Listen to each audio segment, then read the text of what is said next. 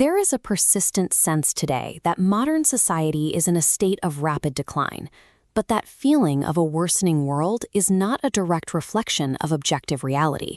It is the output of a highly managed perception system. This phenomenon does not happen by accident. It is a structured, functioning machine built entirely on exploiting specific, measurable incentives. And to understand how it operates, we have to start with the raw material that powers it. The foundational note of this system is a universal, cross-cultural biological trait known as the negativity bias. Simply put, human beings are hardwired to pay closer attention to bad news. This map visualizes data from a study spanning 17 countries across 6 continents.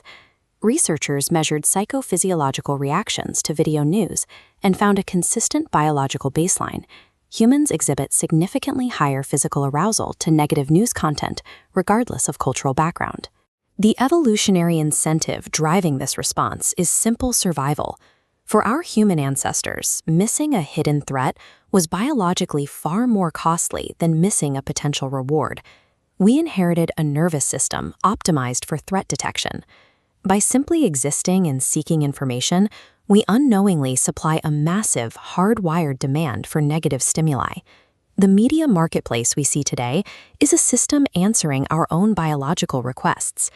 That biological demand brings us to the supply side of the machine. Digital media institutions have developed highly efficient methods for packaging information to exploit our physical vulnerability to threats.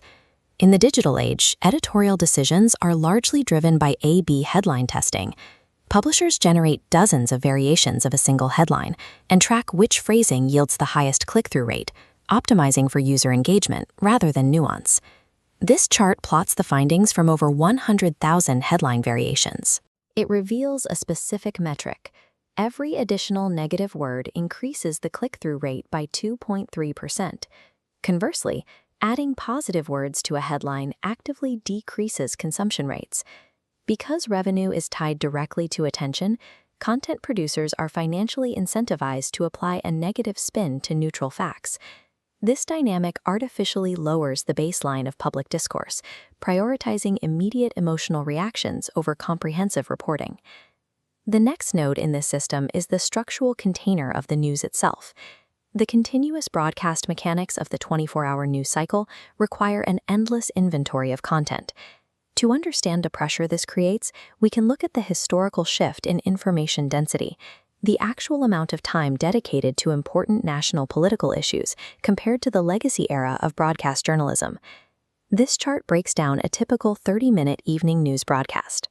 In 1969, networks dedicated 19 minutes to substantive political issues. By 2024, that number plummeted to 10.5 minutes, while commercials and soft news completely doubled. When there is a lack of genuine, substantive crisis to fill mandatory broadcasting hours, networks face a structural problem.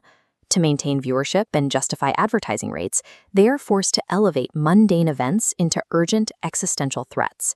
Once the content is packaged for threat detection and given an urgent framing, it hits the distribution node, algorithm-driven social platforms and recommendation engines.